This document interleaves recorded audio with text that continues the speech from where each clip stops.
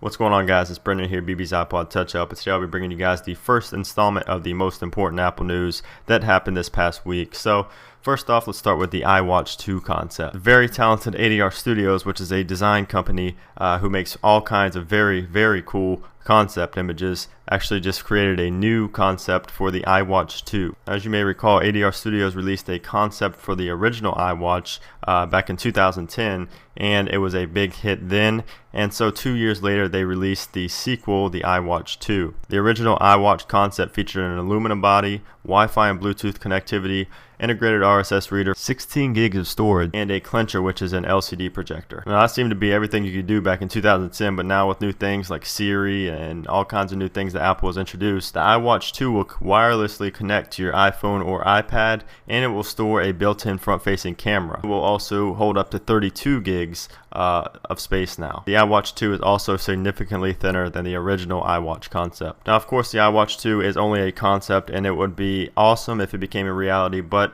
we're probably not going to see that. The next report came out earlier this week on January 24th, and it was basically where Apple exceeded expectations and reported record sales in pretty much every category. So, revenue of Apple for quarter one of 2012, $46.33 billion. 37.04 million iPhone units were sold, and there was only 30.2 million projected. 15.4 million iPad units sold, and there were only 13 million projected. 15.4 million iPod units were sold, and there was only 13.9 million projected. 5.2 million Macs were sold, and there was only 5 million projected. And their earnings were $13.87 per share. Only $10 was projected. So those are some pretty impressive numbers from Apple. Tim Cook actually said in a statement that we're thrilled with our outstanding results and record-breaking sales of iPhones, iPads, and Macs. He also stated that Apple's momentum is incredibly strong, and we have some amazing new products in the pipeline. Can't wait to see those products. Speaking of sales, there's actually a new infographic that came out that was titled "What Apple Can Do with All the Cash It Has." With Apple's incredible $46.33 billion in profit last quarter, NBA Online went ahead and made an infographic on exactly what Apple can do with all that cash. If the company were to give out an equal amount of worth to every Apple employee, each employee would get a check for $6.6 million.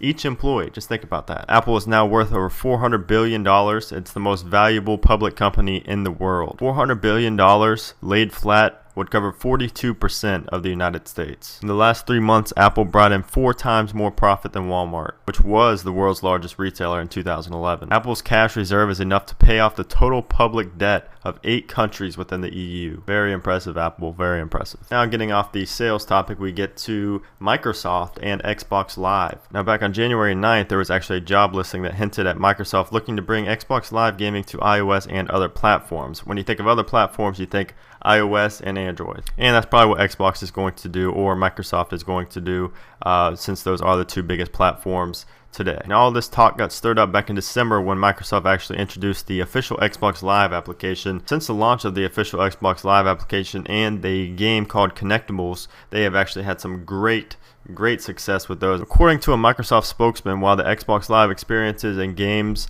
always work best on Windows platform, we understand that some Xbox fans may be using other types of devices. To satisfy that need, we are working to extend a few of our Xbox experiences and titles to other platforms. So again, since iOS and Android are the 2 biggest mobile platforms, it only makes sense that Microsoft would go to them first. If this came true, there would be hundreds, maybe thousands of Xbox Live games available for your iDevice. And the last important thing that happened this week was iCloud hit 85 million users. iCloud was set to be a replacement for Apple's old Mobile Me service, but the so-called replacement seemed to be a lot more than just that. Tim Cook actually reported that the company expects iCloud to play a major role in its strategy for the coming decade. Of course, dropping the price of Mobile Me from $99 to a free alternative, that being iCloud, actually made a huge difference, which it should, especially since iCloud runs a lot smoother and quicker than Mobile Me did. These incredible 85 million iCloud signups exceeded the unit sales of Macs, iPods, iPhones, and iPads combined. So that was the first installment of all the important Apple news and rumors that happened this week. So if you enjoyed it, be sure to give this a thumbs up, leave a comment down below what you thought, and visit all my links down below: Twitter, Facebook, Google+,